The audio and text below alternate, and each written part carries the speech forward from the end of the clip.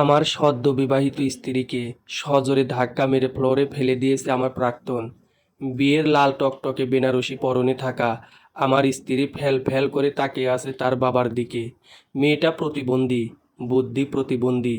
বিয়ের কনেকে পা দিয়ে ঠেলে দিয়ে চলে যাওয়ার সময় আমার প্রাক্তন আনিকা চিৎকার করে বলল, টাকার লোভে তুমি আমার 9 বছরের ভালোবাসা এভাবে জলে ভাসিয়ে দিলে। যে পুরুষ টাকার জন্য এতদিনের সম্পর্ক ভেঙে ফেলতে পারে সে জানোয়ার ছাড়া কিছুই নয়। আমি কোনোদিন তোমাকে মাফ করব না। তুমি পস্তাবে, আমার কাছেই ফিরবে। কয়েকটা ঘন্টার ব্যবধানেই তুমি আমার কাছে ফিরবে। আনিকা এক মুহূর্ত দাঁড়ায় না। ওড়নার কোনায় চোখ মুছতে মুছতে দ্রুত হেঁটে চলে যাচ্ছে সে। আমার স্ত্রী প্রণয়ী আমার শার্টের এক কোণা ধরে উঠে দাঁড়াতে চেষ্টা করছে। তাকে হাত ধরে টেনে তোলার পূর্বেই আমার বন্ধু এসে প্রায় তাকে জড়িয়ে ধরে তুলে চেয়ারে বসালো। আদুরে গলায় তাকে জিজ্ঞেস করলো, বুনু, ব্যথা পাইছিস? প্রণয়ী মাথা দুপাশে দুলিয়ে না করলে আমার জিগরি দোস্ত আমায় বলল, ওদিকে আয়, কথা আছে। কি কথা বল? তুই কি রাগ করে আছিস? না, রাগ করব কেন? আজ আমার বিয়ে। দেখ আমি কত খুশি। বাংলা সিনেমার ওমর সানির মতো বেকারত্ব ঘুচাতে, বাবার স্বপ্ন পূর্ণ করতে আমি 9 বছরের ভালোবাসা ত্যাগ করে বন্ধুর অসহায় প্রতিবন্ধী বোনকে বিয়ে করছি। যাকে নিয়ে না আমি দাঁড়াতে পারবো কারো সামনে, না তাকে দিয়ে হবে আমার সংসার। এতদিন যে মেয়েটা আমাকে ভালোবেসে অপেক্ষা করে রইল, সেই মেয়েটা আজ বিয়ের আসর থেকে কেঁদে চলে গেল। আমি খুশি হব না? তবে তুই বিয়ের জন্য রাজি কেন হয়েছিলি? এই সম্পর্কের কোনো ভবিষ্যৎ তো তুই দেখছিস না। পিয়ালের কথা শেষ হওয়া অবধি অপেক্ষা করেনি নির্বেদ। দ্রুত পা ফেলে চলে এসেছে বাহিরে। পকেট থেকে সিগারেট বের করে জ্বালিয়ে নিল সে। নাক মুখ দিয়ে অনবরত বেরিয়ে আসছে নিকোটিনের ধোঁয়া। সে ধোঁয়ার দিকে তাকিয়ে নির্বেদ বলল, সব কিছুর পোড়া গন্ধ হয়, কিন্তু হৃদয় পোড়া গন্ধ হয় না কেন? খেতে বসে নিজ পরনের কাপড় নষ্ট করে ফেলেছে প্রণয়ী। তার দিকে তাকিয়ে দীর্ঘশ্বাস ফেললেন প্রণব সাহেব। তার স্ত্রী রামিসা ছিল তার খালাতো বোন। রক্তের মাঝে বিয়ে হলে অধিকাংশ সময়ে না হলেও মাঝে মধ্যে এই সমস্যা হয়। সন্তানগুলো প্রতিবন্ধী হয়ে জন্মায়। তাদের প্রথম সন্তান ছিল ছেলে। রাজার ঘরে ঠিক রাজপুত্রের জন্ম। কিন্তু বয়স 6 মাস হতে না হতেই সে ছেলের বিভিন্ন সমস্যা দেখা দেওয়া শুরু করলো। ডক্টর বলেছিল কম খাবার খাওয়াতে, কারণ তার ওজন অস্বাভাবিক হারে বাড়ছিল। যখন ক্ষুধা লাগতো বাচ্চাটা হাউমাউ করে কাঁদতো। পিয়াল যখন পেটে এলো তখন রামিসা ধীরে ধীরে অসুস্থ হয়ে যাচ্ছিল। হঠাৎ একদিন ভোরবেলা তাদের প্রথম সন্তানের খিঁচুনি শুরু হয়। হাসপাতালে নিয়ে যাওয়ার পথেই মারা যায় তাদের প্রথম সন্তান। সন্তান হারিয়ে রামিসা দিন দিন আরও ভেঙে পড়তে লাগে। বিভিন্ন সময় সে আত্মঘাতী হওয়ার চেষ্টাও করে। নিজেকে দাবি করতে লাগে তার সন্তানের খুনি হিসাবে, কারণ সে তার সঠিক যত্ন নেয়নি।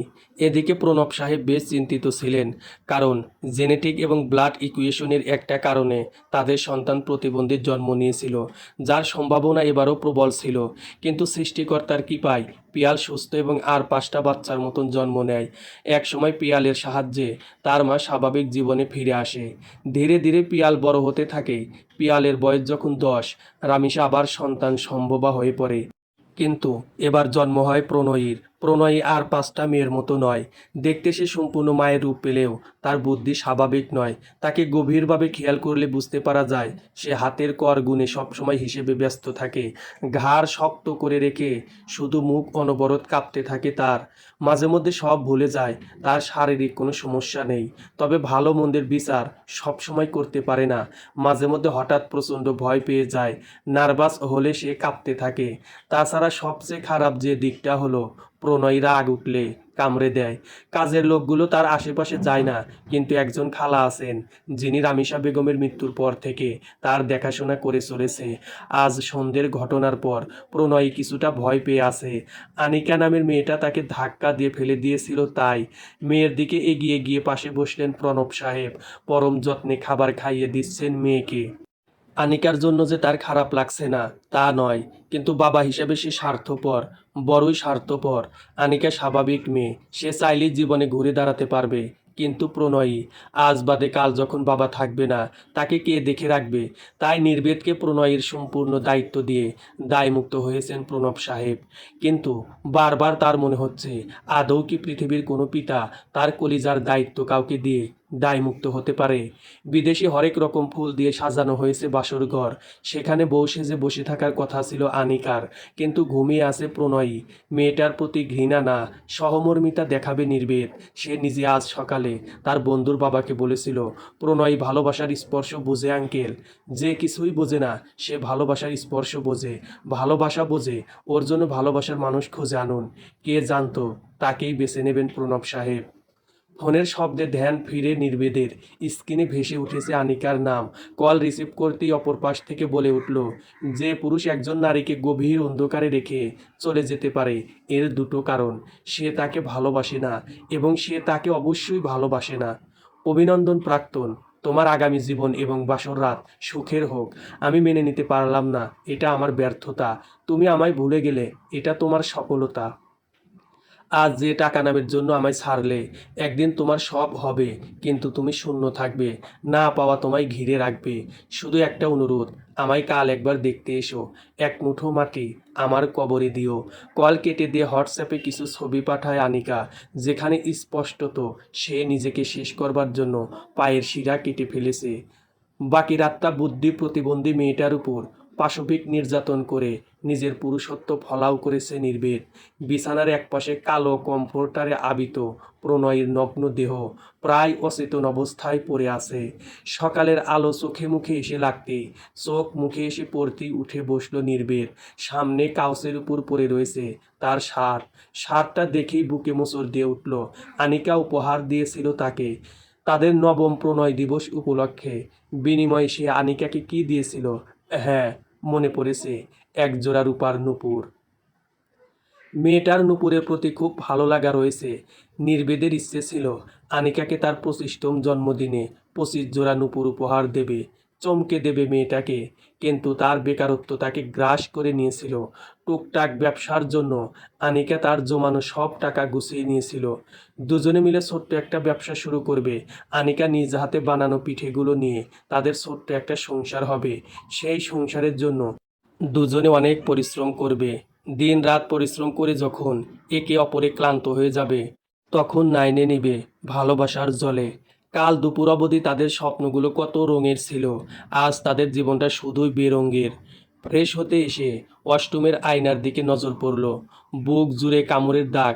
মেয়েটা যেমন পেরেছে তাকে আছড়ে কামড়ে তার থেকে মুক্তি পেতে চেয়েছে, কিন্তু পারেনি। তার পৈশাচিক অনুভূতি থেকে গায়ে পানি লাগতেই জ্বলতে শুরু করেছে নির্বেদের পুরো শরীর। কাল রাতে রাগ দমাতে পারেনি সে।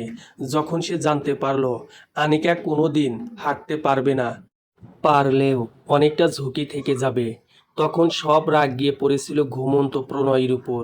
ভালোবাসার মানুষগুলো অমূল্য সম্পদ।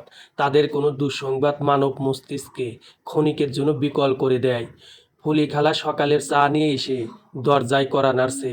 তার পিছনে উৎসুক দৃষ্টি নিয়ে দাঁড়িয়ে আছেন প্রণব সাহেব।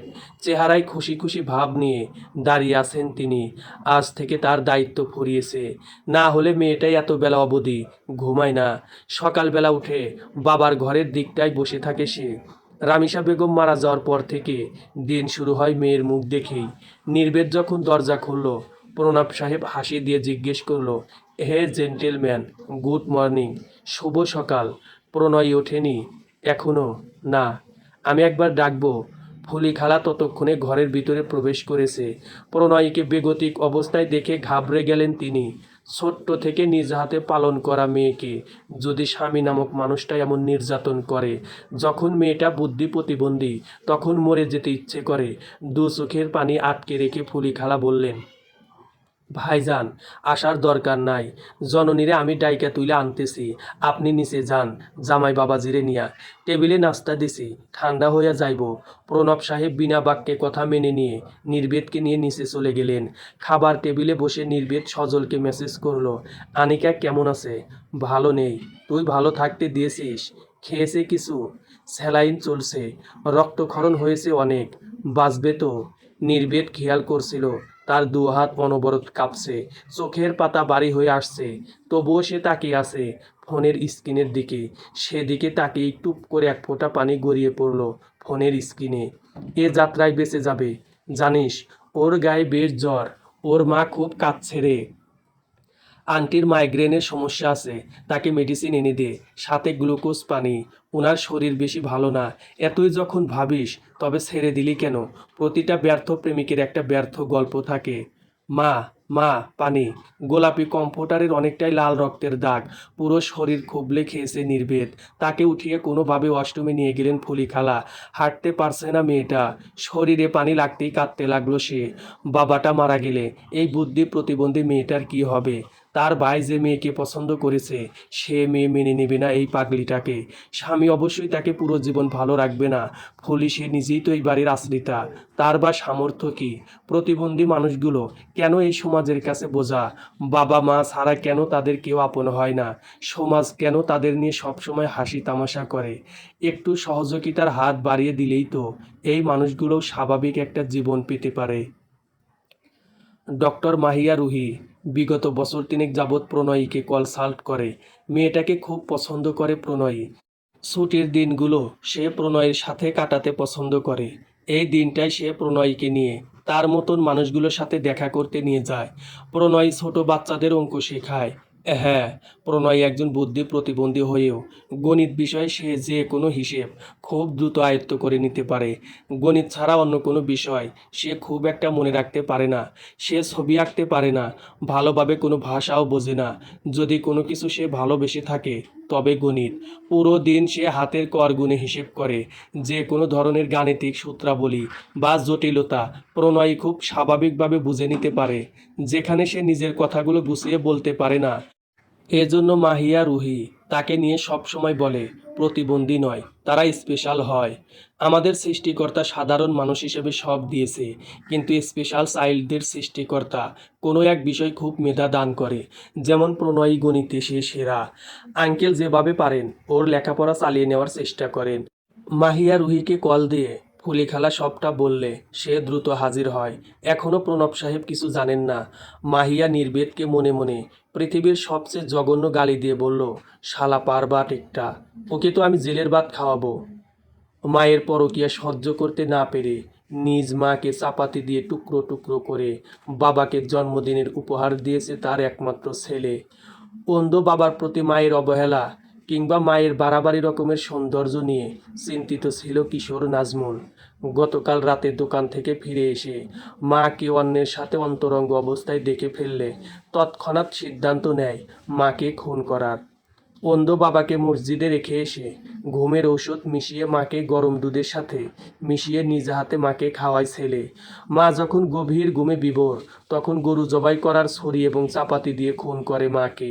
খবরটা পড়েই চশমা খুলে পাশে রাখলেন আনোয়ার হোসেন। পেশায় স্কুল শিক্ষক ছিলেন তিনি। অবসরে এসেছেন বছর দশেক হবে। মেয়ে দুটো বিয়ে দিয়েছে, তবে ছোট মেয়ের কপালটা খুব ভালো না। মেয়েটাকে বিয়ে দেওয়ার পর থেকেই কষ্ট করতে হচ্ছে। বড় মেয়ের স্বামী বিদেশে থাকে, ছোট মেয়ের স্বামী বিদেশ যাওয়ার জন্য টাকা জমা দিলেও ধরা খেয়ে বসে আছে।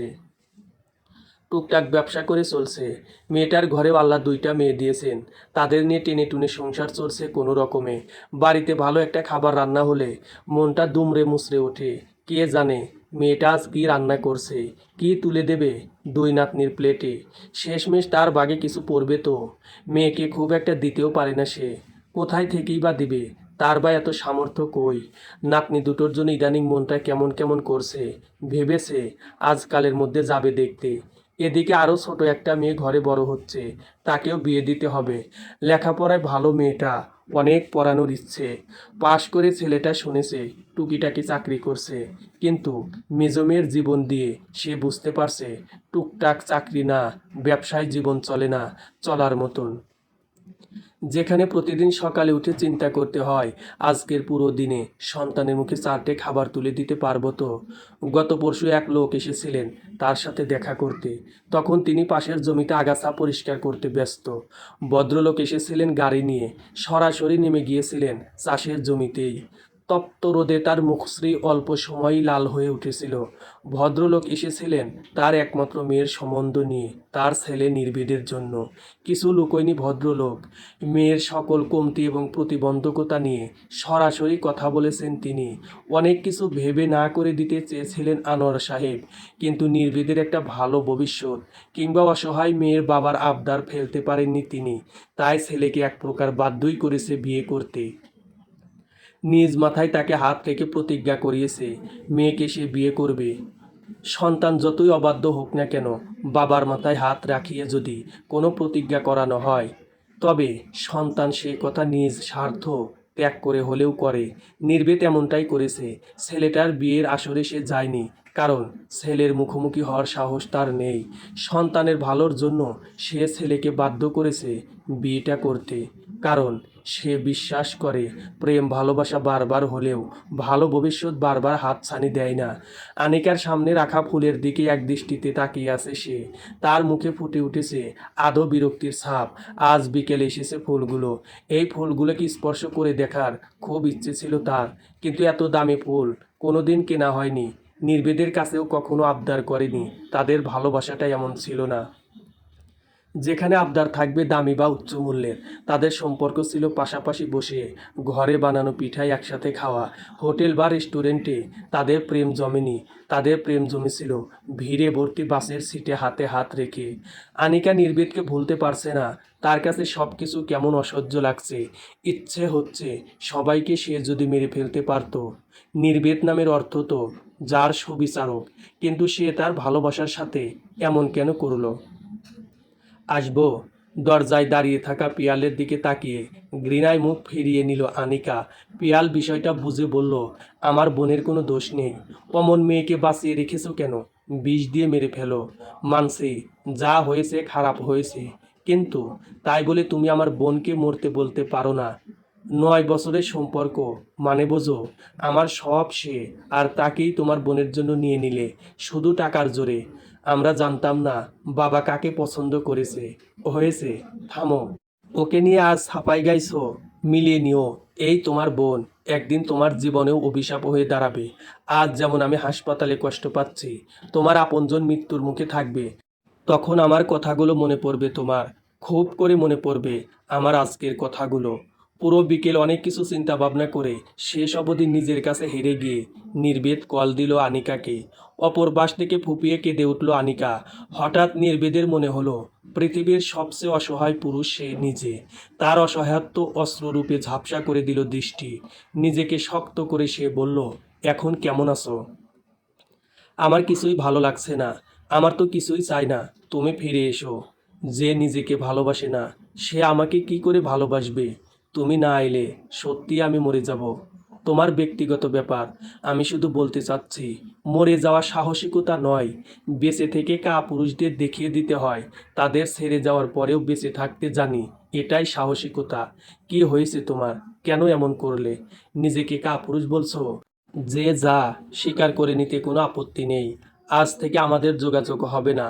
মনে পড়ে একদিন বলেছিলাম তোমার ক্যারিয়ার হবে, টাকা হবে, শুধু আমি থাকবো না। কথাটা সত্যি হলো। নিজের খেয়াল রেখো। ফোন রেখে নির্বেদ রুমে ফিরে দেখলো প্রণয় তার সরু সরু আঙ্গুল দিয়ে ধীরে ধীরে কিছু মেলানোর চেষ্টা করছে। কাছে গিয়ে দেখলো সে ওয়ার্ড গেম খেলছে। শব্দের সাথে নতুন অক্ষর দিয়ে নতুন শব্দ বানাচ্ছে সে। আনিকার সাথে কথা বলে এমনিতেই তার কষ্টগুলো দলা পাকিয়েছিল। প্রণয়ীকে দেখে যেন বিস্ফোরকের কাজ করলো। ইচ্ছাকৃতভাবে পা দিয়ে ঠেলে ফেলে দিল বোর্ড। প্রণয়ীর চুলের গোড়ায় হাত চালিয়ে সজোরে টান দিয়ে বলল, বউ হয়েছো, বরের সেবা করবে না? যাও, চা নিয়ে এসো 5 মিনিটের মধ্যে। না হলে গতকালের কথা মনে আছে? প্রণয়ী নির্বেদকে প্রচণ্ড ভয় পেতে শুরু করেছে। সে দ্রুত ছুটতে চাইছে।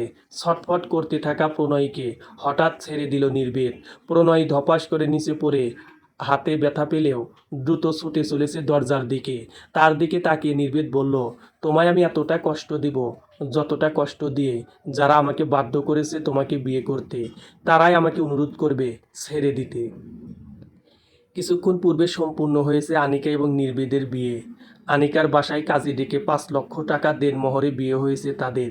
বিয়ের পর আনিকা কিছু খাবার মুখে তুলেছে। নির্বেদ নিজ হাতে খাইয়ে দিয়ে তাকে ঘুমানোর জন্য বলছিল, কারণ তাকে এখন ফিরতে হবে। প্রণব সাহেব আজ তাকে ব্যবসায়ী কিছু কাজ বুঝিয়ে দেবেন। প্রণয়কে ছেড়ে দেবে না। আনিকার কথায় নির্বেদ বলল, ও থাকা না থাকা কি সমান নয়? একজন নারী কখনোই তার স্বামীকে অন্যের সাথে মেনে নেয় না। ওর সাথে আমাকে কখনো ভাগ করতে হবে না, কারণ আমি কোনো পণ্য নই আনিকা। বিয়েটা কি খুব জরুরি ছিল? বাবাকে আমি বলেছিলাম তোমার কথা, কিন্তু সে আমাকে সুযোগ দেয়নি। বলেছিল প্রণয়কে বিয়ে না করলে পরদিন পুরো পরিবারকে মৃত দেখব। তার মাথায় হাত রেখে কসম কাটানোর পর আমার কোনো পথ খোলা ছিল না। আজ তবে কেন এলে? নিজেকে জিজ্ঞেস করো। তুমি নিজের এতটা ক্ষতি করার চেষ্টা না করলেও পারতে। এর মানে কি তোমার বাবা আমাকে মেনে নেবে না? সময় আসুক, দেখা যাবে। না, তুমি বুঝতে পারছো না। তুমি যদি প্রণয়কে না ছাড়ো, তবে আমাকে সমাজ কী বলবে জানো? তোমার দ্বিতীয় পক্ষ। আমি মেনে নিতে পারবো না। কেউ বলবে না। তাছাড়া প্রণয়ের মতন মেয়েরা খুব একটা বেশি দিন বাঁচে না। তুমি সত্যি আজ চলে যাবে? আজ আমাদের বাসর। যেদিন তোমার কাছে ফিরবো, একবারে ফিরবো, পিছন ফিরে তাকাবো না। কিন্তু আজ আমাকে ফিরতে হবে। আনিকার কপালে গভীর চুমু দিয়ে বেরিয়ে গেল নির্বেদ। বিছানায় গা এলিয়ে চোখ বন্ধ করে স্বস্তির নিঃশ্বাস ফেলল আনিকা। গত কয়েকদিন নিজের উপর যা তা অত্যাচার করেছে সে। নির্বেদকে সে খুব ভালোভাবে চেনে, তাই নিজেকে কষ্ট দিয়ে হলেও তাকে তার কাছে ফিরিয়ে আনতে বাধ্য করেছে সে। আনিকা চোখ বন্ধ করেই ধীর গতিতে বলল, নারী যখন তার ভবিষ্যৎ অন্ধকার দেখতে পায়, ভালোবাসার মানুষ হারিয়ে যেতে থাকে অন্ধকারে, তখন সে যা ইচ্ছে তাই করতে পারে। ভালো মন্দ বিচার করে না। প্রয়োজনে নিজের সর্বোচ্চ ক্ষতি অবধি করতে দ্বিধাবোধ করে না। প্রণয়ের জন্য পুরো বাসা প্রণব সাহেব পরিরাজ্যের মতন সাজিয়েছেন। সে অবচেতন মনে আঘাত পাবে এমন কোনো কিছুই বাসায় নেই। ড্রয়িং রুমে কাউসে মাথা রেখে ফ্লোরে বসে আছে প্রণয়ী। তার সামনে বিভিন্ন রঙের পাজেল রাখা। প্রণয়ের পরনে পোশাকের রং সাদা রঙের। পাজেল হাতে রেখে সে তাকিয়ে আছে টিভির দিকে। টিভির স্ক্রিনে তখন চলছে একটি অ্যানিমেশন ভিডিও। নির্বেদ মিনিট দুয়েক পূর্বে এসে বসেছে প্রণয়ের পাশের কাউসে। অ্যানিমেশন ভিডিওটা গভীর মনোযোগ দিয়ে দেখছিল প্রণয়ী। একজন রাজার 4জন স্ত্রী। সবার ছোট স্ত্রীকে সে সব থেকে বেশি ভালোবাসে। তাকে আদর করে সবার থেকে বেশি। দামি উপহার গয়না না চাইতেই দেয় ছোট রানীকে। তৃতীয় রানী সে পাশের রাজ্যের সাথে সুসম্পর্ক বজায় রাখার জন্য রাজাকে পরামর্শ দেয়, যে সত্যিকারের সুন্দরী এবং দয়ালু। রাজা যখন কোনো পরামর্শের প্রয়োজন হয়, তৃতীয় স্ত্রীর কাছে ছুটে যায়, কারণ তার সৌন্দর্য বুদ্ধিমত্তার কারণে। কিন্তু যখন সে নিজের প্রথম স্ত্রীর কথা চিন্তা করে, সে হতাশায় ডুবে যায়। তার প্রথম স্ত্রী একজন ভালো নীতি নির্ধারক, যে রাজার স্বাস্থ্য এবং সম্পদের খেয়াল রাখত। কিন্তু রাজা কখনো তাকে ভালোভাবে নিতে পারেনি। একদিন রাজা বুঝতে পারলেন তিনি মরণ রোগে আক্রান্ত। তিনি হতাশায় ডুবে যাচ্ছিলেন। যখন তিনি মৃত্যুর পরের জীবন নিয়ে ভাবছিলেন, রাজা তার ছোট স্ত্রীকে ডেকে বললেন, মৃত্যুর পর সে কি তার সাথে যাবে নাকি? ছোট স্ত্রী যে সবচেয়ে প্রিয় ছিল, সে নিষেধ করল। রাজা ব্যথিত হলেন। এরপর তৃতীয় স্ত্রীকে জিজ্ঞেস করলেন। সেও মানা করলো এবং জানালো রাজার মৃত্যুর পর সে বিয়ে করে নেবে। যথারীতি দ্বিতীয় স্ত্রীও একই জবাব দিল। রাজা তখন ব্যথিত মনে অপেক্ষা করতে লাগলেন অন্তিম সময়ের জন্য। সে সময় বাহিরের থেকে কারো কণ্ঠ শোনা যাচ্ছিল, যে বলল, আমি আপনার সাথে যাব। আপনি যেখানেই যান না কেন, আমি আপনার সাথে যেতে রাজি। রাজা তাকিয়ে দেখলেন তার প্রথম স্ত্রী দাঁড়িয়ে আছেন। রাজা অনুশোচনায় ভুগলেন। এতদিন যাদের জন্য প্রথম স্ত্রীকে অবহেলা করেছেন, আজ তারাই তাকে ছেড়ে যাচ্ছে, শুধু প্রথম স্ত্রী বাদে। সত্যি বলতে রাজা হচ্ছে আমরা সবাই। চতুর্থ স্ত্রী সে হচ্ছে আমাদের দেহ, যা মৃত্যুর সাথে সাথে আমাদের ত্যাগ করে। কিন্তু আমরা সারা জীবন এই দেহকে সকল প্রিয় জিনিস দিয়ে থাকি।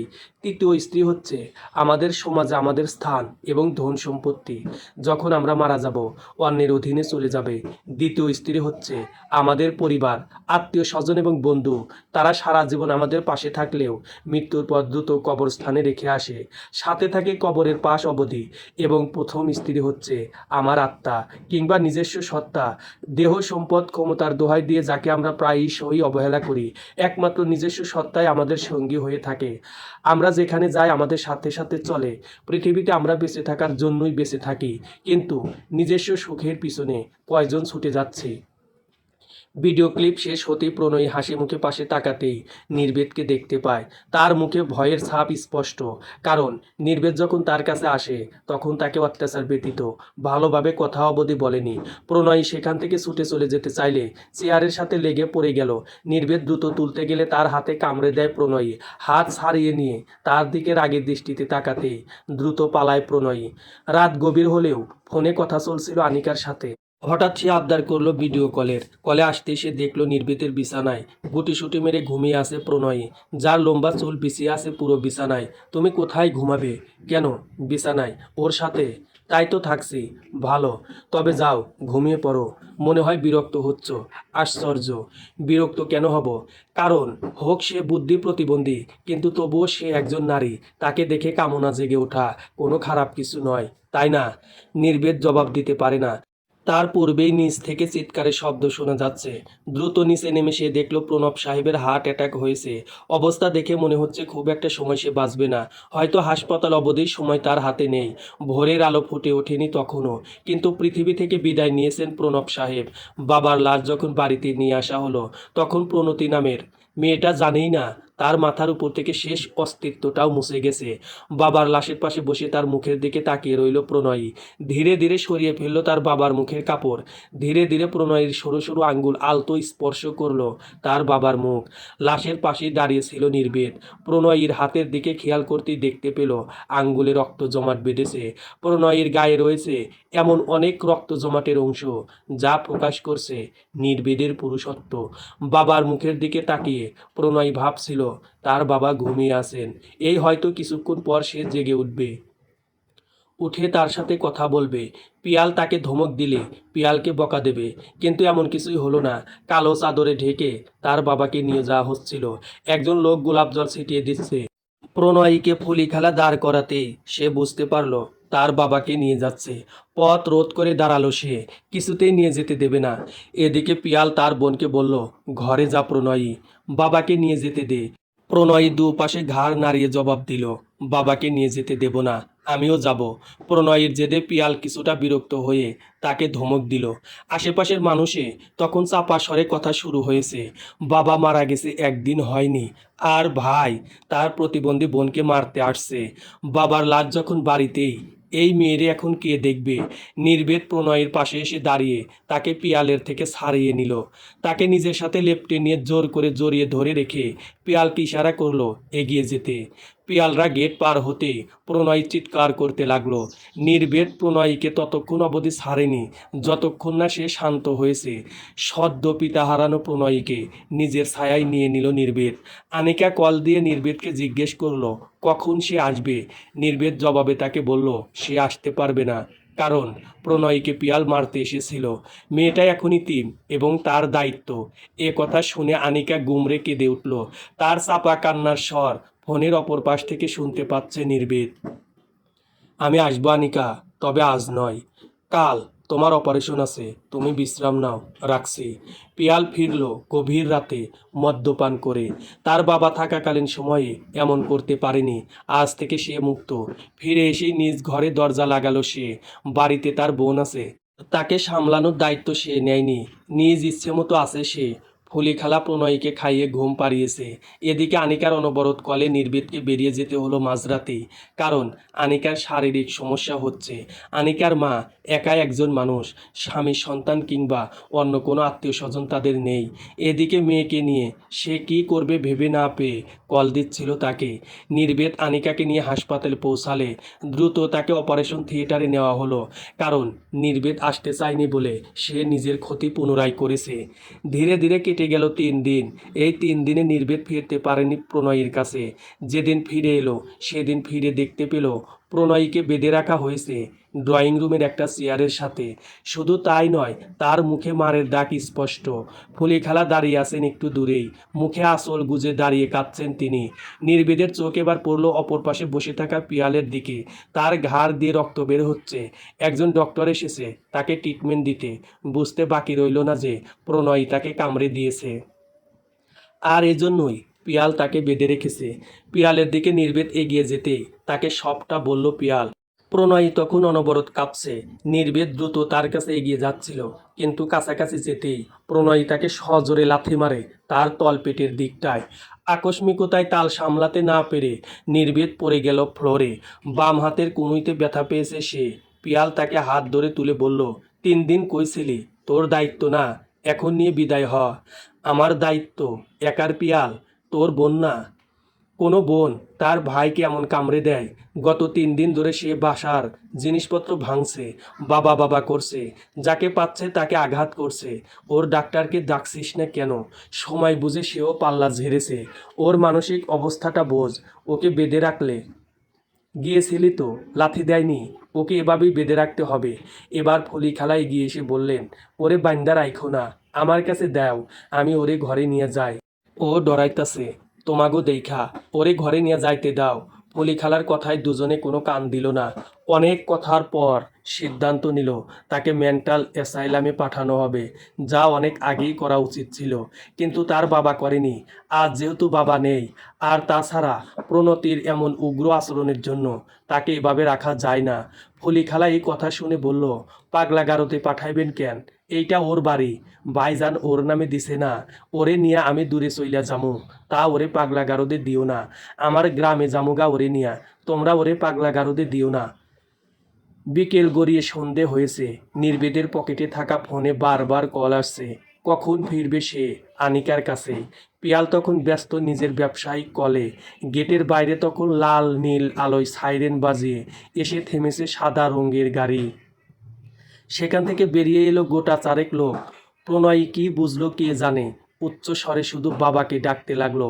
তার বাবাকে না পেয়ে ফুলি খালাকে ডাকলো, কিন্তু ততক্ষণে তার চোখ বুজে আসছে ঘুমে। নিভু নিভু চোখে সে দেখলো তার হাতের বাঁধন খুলে দেওয়া হয়েছে, পায়ের বাঁধন খুলে তাকে তুলে নিচ্ছে স্ট্রেচারে। গাড়িতে উঠানোর পূর্বে পায়েল একবার তার দিকে তাকিয়ে দেখলো। কোনো অনুভূতি হলো বলে মনে হলো না তার। নির্বেদ পাশেই দাঁড়িয়েছিল। প্রণয় হাত বাড়িয়ে কখন তার শার্টের কোনা ধরেছিল সে জানে না। গাড়িতে উঠানোর সময় খেয়াল হলো, কিন্তু কর্তব্যরত সেবিকা হাত ছাড়িয়ে নিল। নির্বেদ খেয়াল করলো প্রণয়ও ধীরে ধীরে চোখ বন্ধ করে ফেলেছে। সাদা গাড়িটা নীল সাদা রঙের, আলো জ্বালিয়ে সাইরেন বাজিয়ে চলে গেল যে পথে এসেছিল। সেদিকে শূন্য দৃষ্টিতে তাকিয়ে রইল নির্বেদ। পকেটে এখনো তার ফোন বেজেই চলেছে। সে ফিরবে আনিকার কাছে, শুরু হবে তার জীবনের নতুন অধ্যায়। আর সে পিছনে ফেলে যাচ্ছে রংহীন এক মেয়ের বেরঙ্গি গল্প। সমাপ্ত।